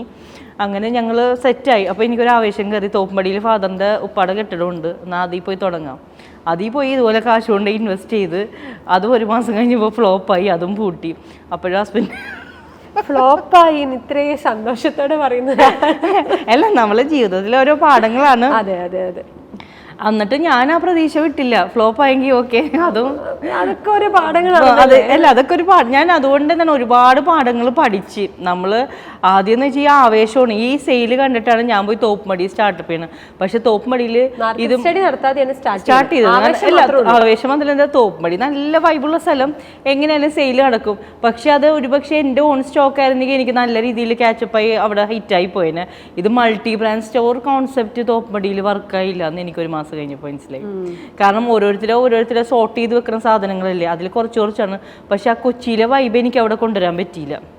അങ്ങനെ അതും സ്റ്റോപ്പ് ചെയ്തു. പിന്നെ പോയത് പോയി. അപ്പത്തേനും ഫാദർ ഉപ്പ പറഞ്ഞ്, ഇത് പിന്നെ ഞാൻ പറഞ്ഞല്ലേ ബിസിനസ് നടപടി നിന്നോട് ഞാൻ അന്നേ പറഞ്ഞതല്ലേന്നല്ലേ. ബിസിനസ് നടപടി ആവില്ല.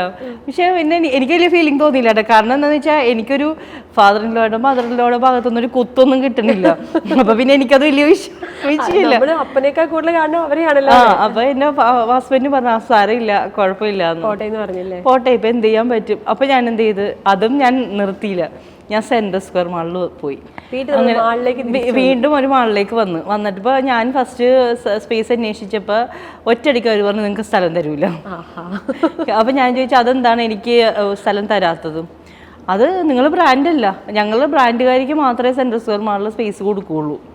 അപ്പൊ എനിക്ക് ഭയങ്കര സങ്കടം തോന്നി സത്യം പറഞ്ഞാൽ. ഞാൻ തുടങ്ങി ഒരുപാട് സ്ഥലത്ത് തുടങ്ങി പൂട്ടിപ്പോയതാണ്. അല്ല അപ്പൊ എനിക്ക് ഭയങ്കര സങ്കടം തോന്നി. ഞാൻ വീണ്ടും മെയിൽ അയച്ച് എനിക്ക് സ്ഥലം വേണം.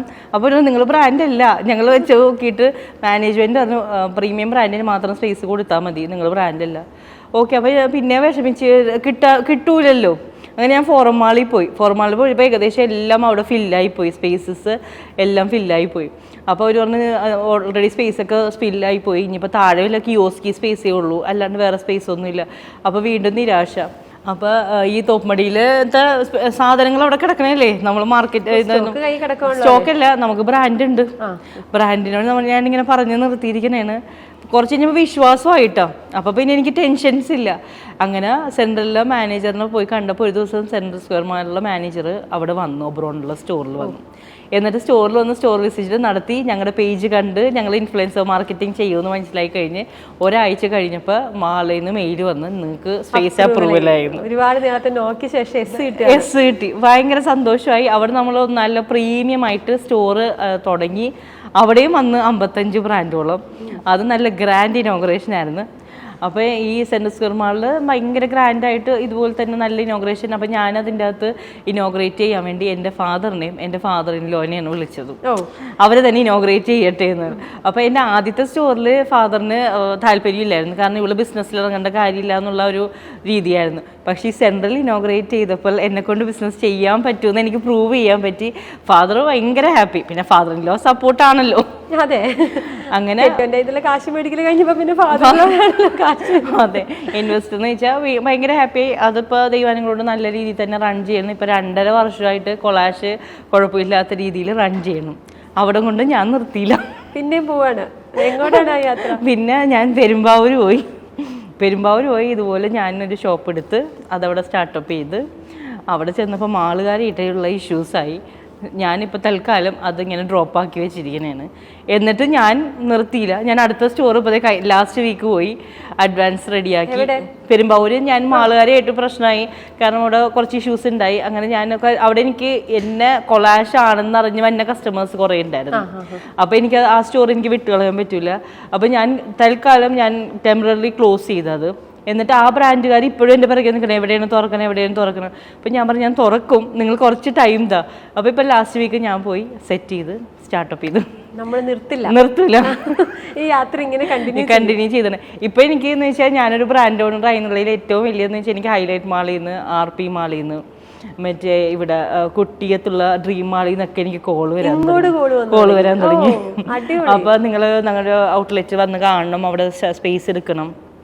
അപ്പം എനിക്ക് ഭയങ്കര സന്തോഷം തോന്നി. ശോഭാമാളിൽ നിന്നൊക്കെ എനിക്ക് കോൾ വന്നായിരുന്നു, കൊളാഷിൽ വന്ന് അവിടെ. അങ്ങനെ ഞാൻ 2-3 ഷോപ്പിലൊക്കെ പോയി. പിന്നെ ഈ പറഞ്ഞ പോലെ നമുക്ക് എപ്പോഴും ഓടിയെത്താൻ പറ്റൂലല്ലോ. ഇപ്പോൾ കാലിക്കറ്റും ഹൈലൈറ്റ് മാളിലൊക്കെ ഞാൻ പോയി തുടങ്ങിയാൽ ഞാൻ അവിടെയും പിന്നെ ഹസ്ബൻഡിനെ ബുദ്ധിമുട്ടിക്കണം, എനിക്ക് അവിടെ പോയി നോക്കണം. അതുകൊണ്ട് ഇപ്പോൾ തൽക്കാലം ഞാനിപ്പോൾ എറണാകുളത്ത് എസ്റ്റാബ്ലിഷ് ആയിട്ട് ഇങ്ങനെ ഇരിക്കുന്നുണ്ട്. സബീറ റഫീഖ്, സബീറ കൊളാഷായി. അതെ, ആ ഒരു യാത്ര എന്ന് പറഞ്ഞാൽ ശരിക്കും എന്നെ ഞാനാക്കി മാറ്റി. അതിനകത്ത് ഒരുപാട് അനുഭവങ്ങൾ എനിക്ക് പഠിക്കാൻ പറ്റി. ഫസ്റ്റ് ഓഫ് ഓൾ ഞാൻ പഠിച്ചത് നോ പറയാനാണ്. എൻ്റെ സ്വഭാവം എനിക്ക് ഒരുപാട് ദുരനുഭവങ്ങൾ ഉണ്ടായിട്ടുണ്ട്. കാരണം ഈ ബ്രാൻഡുകാർ നമ്മളെ എന്നിട്ട് ഒരുപാട് ടോർച്ചർ ചെയ്തിട്ടുണ്ട് ഫസ്റ്റ്. അപ്പം ഞാൻ അതിനൊക്കെ നിന്ന് കൊടുക്കുമായിരുന്നു. കാരണം ഞാനൊരു ബ്രാൻഡ് അല്ലാത്തത് കൊണ്ട് തന്നെ ഞാൻ അവരെ സത്യം പറഞ്ഞാൽ നല്ല ചീത്ത കേട്ടിട്ടുണ്ട്. ബ്രാൻഡുകാർ പറയുമ്പോൾ തന്നെ നല്ല രീതിയിൽ എനിക്ക് ചീത്ത കേട്ടിട്ടുണ്ട്. ഞാനതൊക്കെ കേട്ട് ഞാൻ സങ്കടപ്പെട്ട് കരയും. അപ്പോൾ ഹസ്ബൻഡ് പറയും ബിസിനസ് ഇറങ്ങി ഇങ്ങനെയൊക്കെയാണ്, അതൊക്കെ കേൾക്കാൻ. അല്ല അതുകൊണ്ട് എന്താണ് ഇപ്പം എനിക്ക് നോ പറയും. എനിക്കിപ്പോൾ ഇപ്പം എന്നോട് ബ്രാൻഡ് പറയുന്നത് ഞങ്ങൾ പോയിക്കോ, നിങ്ങൾ പോയാൽ അടുത്ത ആൾ വരും എന്നുള്ള വിശ്വാസം എനിക്ക് നന്നായിട്ടുണ്ട്. അതുകൊണ്ട് തന്നെ എനിക്ക് ഔട്ട് ഓഫ് കേരളയിൽ നിന്ന് 5 ബ്രാൻഡ് ഇന്ന് എൻ്റെ സ്റ്റോറിലുണ്ട്. കേരളത്തിൽ നിന്ന് പുറത്ത്. അതെൻ്റെ അവരെ ഇപ്പോഴും ഞാൻ പറഞ്ഞില്ലേ, ചില ബ്രാൻഡ് ഓണേഴ്സ് ഒരു 20ഓളം ബ്രാൻഡ് ഓണേഴ്സിനെ ഞാൻ കണ്ടിട്ട് പോലുമില്ല. ജസ്റ്റ് ഞാൻ എൻ്റെ മാർക്കറ്റിംഗ് ത്രൂ ഫോണിൽ ചെയ്തും അവരെ എഗ്രിമെൻറ്റ് സൈൻ ചെയ്ത് ഇങ്ങോട്ട് അയച്ചു തരികയും അവർ അഡ്വാൻസ് പേയ്മെൻറ്റും അവരെൻ്റെ ഒരു വാക്ക് വിശ്വസിച്ച് ലക്ഷക്കണക്കിന് രൂപ എൻ്റെ സ്റ്റോക്കാണ് ഇന്ന് എൻ്റെ ഷോപ്പിലിരിക്കുന്നത്. അവരൊന്നും ഞാൻ നേരിട്ട് കണ്ട, അവർക്ക് എന്നെ അറിയാമെങ്കിലും എനിക്ക് അവരറിയില്ല. കഴിഞ്ഞ ദിവസം തന്നെ ഷോപ്പിൽ വന്നിട്ട് സബീറ ഞാനിങ്ങനെ ആലോചിക്കണേ ആരാണ് ഈ വന്നിരിക്കുന്നത്, ഞാൻ ഇന്ന ബ്രാൻഡ് അപ്പം ഞാൻ പറയോ എനിക്ക് മനസ്സിലായില്ല കേട്ടോ. ഞങ്ങളെ കണ്ടിട്ടില്ലല്ലോ, പിന്നെ എങ്ങനെ മനസ്സിലാവുന്നത്, എനിക്കറിയാം സബീറിനെ. അപ്പം എനിക്ക് ഭയങ്കര പ്രൗഡായിട്ട് തോന്നി. കാരണം എന്നെ വിശ്വസിക്കുക, എൻ്റെ വാക്ക് വിശ്വസിച്ച് അവർ സ്റ്റോക്ക് എടുക്കുക. അതേപോലെ തന്നെ ഞാൻ പറഞ്ഞില്ലേ, അഹമ്മദാബാദിൽ നിന്നുള്ള ബ്രാൻഡുണ്ട്, ബീഹാറിൽ നിന്നുള്ള ബ്രാൻഡുണ്ട്, വെസ്റ്റ് ബംഗാളിൽ നിന്നുള്ള ബ്രാൻഡുണ്ട്, പിന്നെ കൊൽക്കട്ടയിൽ നിന്നുള്ള ബ്രാൻഡുണ്ട്. ഒരു കാലത്ത് മറ്റേ പെയിന്റ് ബക്കറ്റ് കമത്തിയിട്ട് നോക്കിയിരുന്ന ആളാണ്. അതെ, അപ്പൊ എനിക്ക് ഭയങ്കര പ്രൗഡ് എന്ന് വെച്ചാൽ അവരയക്കണമെന്ന് വെച്ചാൽ നമുക്ക് GST കിട്ടുമല്ലോ. 2.5 ലക്ഷം രൂപൻ്റെ 3 ലക്ഷം രൂപൻ്റെ സ്റ്റോക്കാണ് എനിക്ക് അയക്കണം. അപ്പം ഞാൻ ഓർക്കും എൻ്റെ ഒരു വാക്കിൻ്റെ വിശ്വാസത്തിൻ്റെ പുറത്ത് അവരെനിക്ക് അയക്കാമെന്ന് പറഞ്ഞാൽ ശരിക്കും പറഞ്ഞാൽ ഞാനൊരു പ്രൗഡായി തന്നെ ഇരിക്കണം ശരിക്കും. അപ്പം ഞാൻ പിന്നെ ചിരിക്കാതിരിക്കേണ്ട കാര്യമില്ലല്ലോ. ഞാൻ ചോദിക്കട്ടെ, ഒരുപാട് അനുഭവങ്ങൾ ഇപ്പം ഇത്രയും ചിരിക്കുന്ന മുഖത്തിന്റെ പുറകിലും ഒരുപാട് നാൾ കരഞ്ഞ, പിന്നെ ഒരുപാട് സ്ട്രഗിളുണ്ട്. കാരണം നമ്മൾ ഓരോ ഷോപ്പ് പൂട്ടുമ്പോഴും റിലേറ്റീവ്സ് അവള് പൂട്ടി, അതേ തുടങ്ങി അത് പൂട്ടി, പക്ഷെ അവിടെ ഒന്നും ഞാൻ തളർന്നില്ല. അതാണ് ഞാൻ മോട്ടിവേറ്റ്. പക്ഷെ എനിക്ക് വിഷമം ഉണ്ടായിരുന്നില്ല എൻ്റെ ഹസ്ബൻഡിൻ്റെ കണ്ടിന്യൂസ് സപ്പോർട്ട്. ഞാൻ പറഞ്ഞില്ല, എൻ്റെ ബാക്ക് ബോൺ എന്ന് പറഞ്ഞാൽ ആ ഒരു ഫാമിലിയിൽ കെട്ടിയോണ്ട് തന്നെ അവർ സാരമില്ല നീ തുടങ്ങി കൊടുത്തത് കുഴപ്പമൊന്നുമില്ല, ലൈഫ് ഇങ്ങനെയാണ്. അപ്പോൾ പിന്നെ കുറച്ച് നല്ല ഫ്രണ്ട്സ് ഉണ്ട്, അതായത് ഫാമിലി പോലെ ഉള്ള ഫ്രണ്ട്സ് ഉണ്ട്, അവരെ സപ്പോർട്ട് നമ്മൾ കണ്ടിന്യൂസ്. നമ്മളൊന്ന് ഡെസ്പ് ആകുമ്പോൾ തന്നെ അറിയാം ബിസിനസ് ഇങ്ങനെയാണ്, നീ ടെൻഷൻ അടിക്കേണ്ട, അതെല്ലാം ശരിയാവും, എല്ലാം ശരിയാവും എന്നുള്ളൊരു ചില ആൾക്കാർ മോട്ടിവേറ്റിംഗ് വാക്കുകളില്ലേ, അത് എനിക്ക് ഭയങ്കര സന്തോഷം. അതുകൊണ്ട് തന്നെ ഞാൻ പ്രത്യേകമായിട്ട് കൊളാശി ശ്രദ്ധിക്കുന്ന 1 day ബിൽഡ് ബ്രാൻഡ് ആണെങ്കിലും ഞാൻ അവർക്ക് സ്പേസ് കൊടുക്കും. ഇപ്പം ഞാനൊരു പാഷനേറ്റ്, കാരണം എനിക്ക് ഒത്തിരി പെൺപിള്ളേരെ അറിയാം പാഷനേറ്റീവായിട്ടും ഇതുപോലെ വീട്ടിലെ സാഹചര്യങ്ങൾ കൊണ്ടും ചുറ്റുപാടുകൾ കൊണ്ടും അവർക്കൊരു ബ്രാൻഡ് ഓപ്പൺ ചെയ്യാനുള്ള സാമ്പത്തിക സ്ഥിതി ഇല്ലാത്ത. ഞാൻ പറയും, അപ്പോൾ എന്നെ വിളിക്കും, വീഡിയോ കണ്ടിട്ടുണ്ടായിരുന്നു, ഞാൻ പറയും നിങ്ങൾ വന്നു ഞാൻ സ്പേസ് തരാം. അപ്പോൾ അവരൊന്നും എനിക്ക് അഡ്വാൻസ് തരേണ്ട, വേണ്ട, ജെനുവിൻ ആണ്, അവർക്ക് പാഷനേറ്റീവ് ആണെങ്കിൽ തീർച്ചയായിട്ടും കൊളാശിൽ അവർക്കൊരു സ്ഥലമുണ്ട്. ഞാൻ ആദ്യം പറഞ്ഞ പോലെ അവരിലൊരു സബീറയെ കാണുന്നുണ്ടല്ലോ. അതെ, തീർച്ചയായും. കാരണം നമ്മൾ നടന്നു വന്ന വഴികളും ഞാൻ പറഞ്ഞില്ല, നമുക്ക് കിട്ടിയ ദുരനുഭവങ്ങളും നമ്മൾ മോശമല്ല ആക്കിയിരിക്കുന്നത്, നല്ലതാണ് ആക്കിയിരിക്കുന്നത്. കാരണം ഞാനത് മനസ്സിലാക്കുക എന്നുള്ളതാണ്. ഞാനൊരു വീട്ടമ്മയായി ഞാൻ ഇന്നിപ്പോൾ നിങ്ങളുടെ മുമ്പിൽ ഇരുന്ന ഒരു കൊളാഷിൻ്റെ ഓണറായി സംസാരിക്കണമെന്നുണ്ടെങ്കിൽ എൻ്റെ അനുഭവങ്ങൾ തന്നെയാണ് എന്നെ ഇവിടെ എത്തിയത്. ശരിക്കും പറഞ്ഞാൽ ഒരു മൈക്കിൻ്റെ ഫ്രണ്ടിൽ പോകാനോ അല്ലെങ്കിൽ ഒരു ആളെ നേരിടാനോ സംസാരിക്കാനോ ഒന്നും എനിക്ക് അതിനുള്ള ധൈര്യം ഉണ്ടായിരുന്നില്ല. ഫാക്ട് പറയുകയാണെങ്കിൽ ഇന്നിപ്പോ എനിക്ക് നോ ഇഷ്യൂസ് അറ്റ് ഓൾ. എന്തും വരട്ടെ. ഞാൻ ഏറ്റവും അപ്പൊ ഹസ്ബൻഡ് പറയും, അയ്യോ എൻ്റെ മദറിൻലോ പറയും, പണ്ടത്തെ നീയാണോ ഇപ്പോഴത്തെ നീ ഒരുപാട് വെച്ചാൽ ഒരുപാട് ലോങ് വേ. എൻ്റെ ഫ്രണ്ട്സ് പോലും പറയും, പണ്ട് കോളേജിൽ നടന്നിരുന്ന നീ, സ്കൂളിൽ നടന്നിരുന്ന നീ ഇപ്പം ആരാ. ഞാൻ ചോദിക്കട്ടെ, ഇപ്പം സബീറ വളർന്നു വന്ന സാഹചര്യം ഒരു വളരെ ഓർത്തഡോക്സ് ഒരു മുസ്ലിം കുടുംബത്തിലാണ്. കല്യാണം കഴിച്ചു പോകുന്നത് പക്ഷെ വളരെ ഫ്രീഡം ഉള്ളൊരു മുസ്ലിം കുടുംബത്തിലേക്ക്. സബീറയെ പോലെ സ്വപ്നങ്ങൾ കാണുന്ന ഒരുപാട്, വളരണമെന്ന് ആഗ്രഹിക്കുന്ന ഒരുപാട് സ്ത്രീകൾ നമ്മുടെ ചുറ്റുമുണ്ട്. അവരോട് സബീറയ്ക്ക് എന്താ പറയാനുള്ളത്? നമ്മൾ പറയല്ലേ, ചിറകുകൾ ഉണ്ടെങ്കിൽ ചിറകുകൾ വെച്ച് പറക്കണം. അതാണ് നമുക്ക് നമ്മുടേതായിട്ടൊരു ഡ്രീമുണ്ട്. നമ്മൾ എന്തെങ്കിലുമൊക്കെ ആവണം, ആയിട്ടേ കാര്യമുള്ളൂ. നമ്മളൊരു വീട്ടിൽ അടങ്ങി ഒതുങ്ങിയിരുന്നു, അല്ലെങ്കിൽ നമ്മളെപ്പോഴും പാഷനേറ്റീവ് ആവണം. അതിൻ്റെ കൂടെ തന്നെ നമ്മൾ ഫാമിലിയും കൊണ്ടുപോകണം കേട്ടോ. എന്നാലും നമ്മൾ ഫ്രീഡം വെച്ച് നമ്മൾ പറക്കുക എന്നുള്ളത് തന്നെയാണ്. നമുക്കൊരു പാഷനുണ്ട്, ആ പാഷനത്തിൻ്റെ പിറകെ പോവുക. ഇപ്പം എനിക്കൊരു പാഷൻ എൻ്റെ ഉള്ളിലുണ്ടായിരുന്നു. എത്രയോ തവണ ഞാൻ പരാജയപ്പെട്ട് താഴെ പോയി. അവിടെ നിന്ന് ഞാൻ പിന്നെയും ഉയർത്തെഴുന്നേക്കാൻ തന്നെ നോക്കിക്കൊണ്ടിരിക്കുക. അറ്റ് ലാസ്റ്റ് ഞാൻ കൊളാഷ് ബിൽഡപ്പ് ചെയ്യും. ഇപ്പോഴും നമുക്ക് മാംഗ്ലൂർ കൊളാഷ് ഇതല്ല, എനിക്കിങ്ങനെ ബിൽഡപ്പ് ആവണം. ഇപ്പം എനിക്ക് കാസർഗോഡിൽ നിന്ന് ഒരു ടീം വിളിച്ച് ചോദിച്ച് അവർക്ക് ജോയിൻ്റ് ആയി നമുക്ക് ചെയ്യാം, കാസർഗോഡ് ഒരെണ്ണം തുടങ്ങാം. അപ്പം ഞാൻ അവരോട് യെസ്സും പറഞ്ഞിട്ടില്ല നോയും പറഞ്ഞിട്ടില്ല. അവരൊന്ന് നമുക്ക് ബിൽഡപ്പ് ചെയ്യാം. അപ്പം ഇപ്പം ഞാൻ ചിന്തിക്കുന്നതെന്ന് വെച്ചാൽ എനിക്ക് എത്തിപ്പെടാൻ പറ്റാത്ത സ്ഥലത്ത് ഞാൻ ഇൻവെസ്റ്റേഴ്സിനെയോ വർക്കിംഗ് പാർട്ട്നേഴ്സിനെയോ കിട്ടിയാൽ തീർച്ചയായിട്ടും കൊളാഷ് ഞാൻ അവിടെയും ഓപ്പൺ ചെയ്യും. കാരണം എനിക്ക് എത്തിപ്പെടാൻ പറ്റണമല്ലോ. അപ്പൊ ഞാൻ പറഞ്ഞു, ഓക്കെ ഞാൻ നിങ്ങളുടെ കൂടെ ഉണ്ട്, നമുക്ക് മുന്നോട്ട് പോവാം. അതോടെ കൊളാഷ് വളർന്നുകൊണ്ടിരിക്കണം. അതാണ് ഞാൻ ആഗ്രഹിക്കുന്നത്. അപ്പോൾ നമുക്ക് ദുബായിൽ നിന്നാണെങ്കിലും ബാംഗ്ലൂരിൽ നിന്നാണെങ്കിലും അവിടെയൊക്കെ ഓപ്പൺ ചെയ്യാൻ വേണ്ടി ഒരുപാട് പേര് പറയുന്നുണ്ട്. പക്ഷെ അതിനുള്ള ധൈര്യമൊന്നും ആയിട്ടില്ല, ഇനി വന്നോണ്ടിരിക്കണം. ധൈര്യമൊക്കെ ആയി. നമ്മൾ കാണുന്നത് 2023-ലാണ്. 23 അന്ന് കണ്ട സബീറിനേക്കാളും ഒരുപാട് മാറി. പക്ഷെ ചിരി മാത്രം മാറിയിട്ടില്ല. അതെ അതെ അതെ, അന്നത്തെ ആ ചിരി ഇന്ന് എത്ര പേരുടെ സ്വപ്നങ്ങൾക്ക് ചിറക് കൊടുത്തിട്ടുണ്ടാവും? ഇപ്പൊ ഞാൻ പറഞ്ഞ സത്യം പറഞ്ഞാൽ ശരിക്കും നോക്കുകയാണെങ്കിൽ ഫസ്റ്റ് വെച്ച് നോക്കുകയാണെങ്കിൽ 130 ബ്രാൻഡോളം എനിക്ക് ഉണ്ടായിരുന്നു.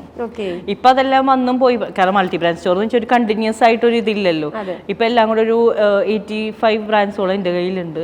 ഈ 85 ബ്രാൻഡ്സും ഈ പറഞ്ഞ പോലെ അതിൽ പെണ്ണുങ്ങൾ മാത്രമല്ല ആണുങ്ങളും ഉണ്ട്.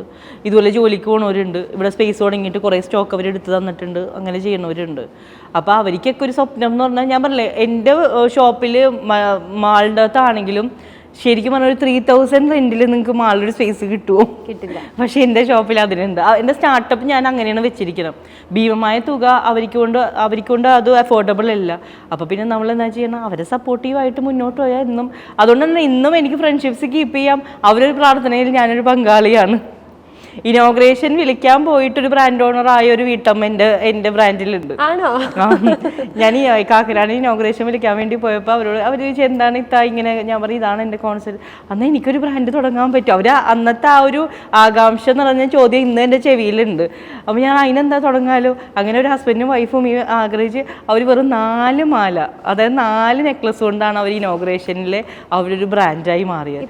ഇന്നിപ്പോൾ അവർ നല്ല പേര് കേട്ട ബ്രാൻഡാണ്. ഞാൻ എവിടെ തുടങ്ങിയാലും അവർ വരും. നല്ല തുടക്കമായിരുന്നു. നല്ല തുടക്കമാണ്.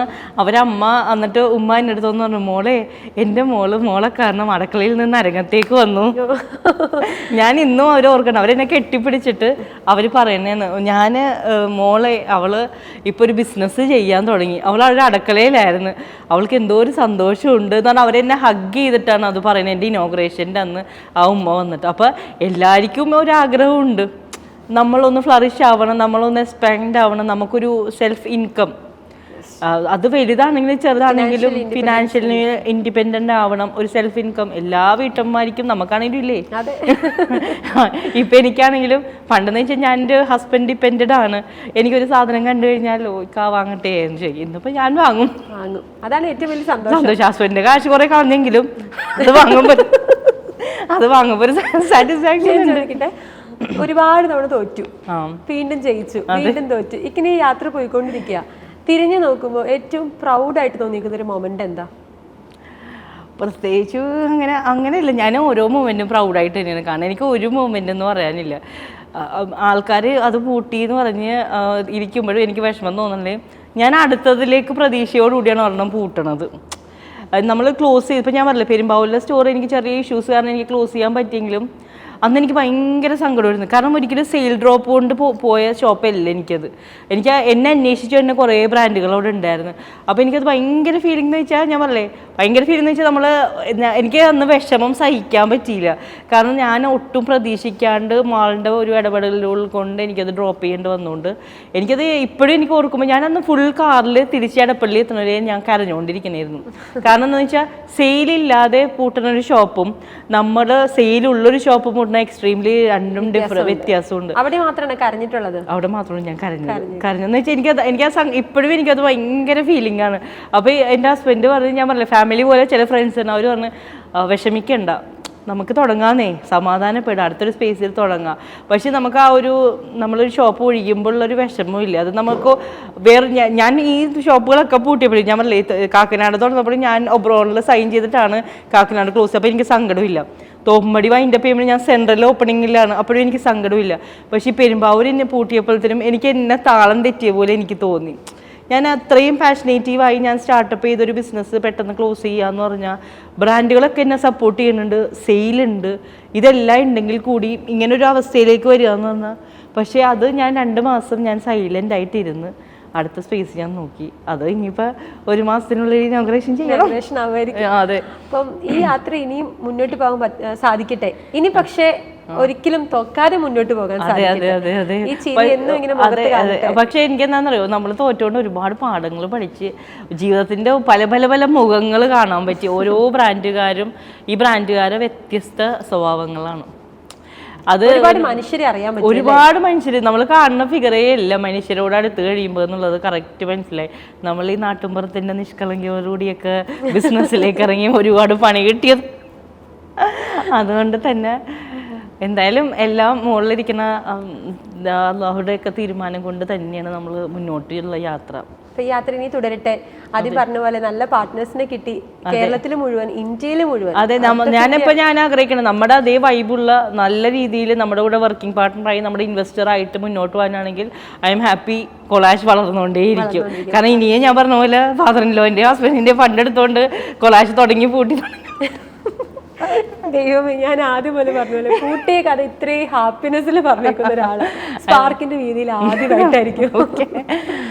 എനിവേ, വളരെ ഹാപ്പി ആയിട്ടിരിക്കുക. ഈ ചിരി മായാതിരിക്കട്ടെ, ഒരിക്കലും മായാതിരിക്കട്ടെ. അപ്പം ഇനി മുന്നോട്ട് നമുക്കൊരു 5 വർഷം കഴിയുമ്പോൾ ഒന്നോടെ സ്പാർക്കിന്റെ ഹോട്ട് സീറ്റിൽ ഇരിക്കണം. അന്ന് നമുക്ക് പറയുന്ന കഥയിൽ പൂട്ടാത്ത വിജയിച്ച ഒരുപാട് ഷോപ്പുകൾ, ഒരുപാട് സ്ഥലത്തുള്ള ഷോപ്പുകളുടെ കഥ പറയാൻ സാധിക്കട്ടെ. 2023 മുതൽ നമ്മൾ ഒരുമിച്ച് അസോസിയേറ്റ് ചെയ്യുന്നുണ്ട് സംരംഭമായിട്ടും.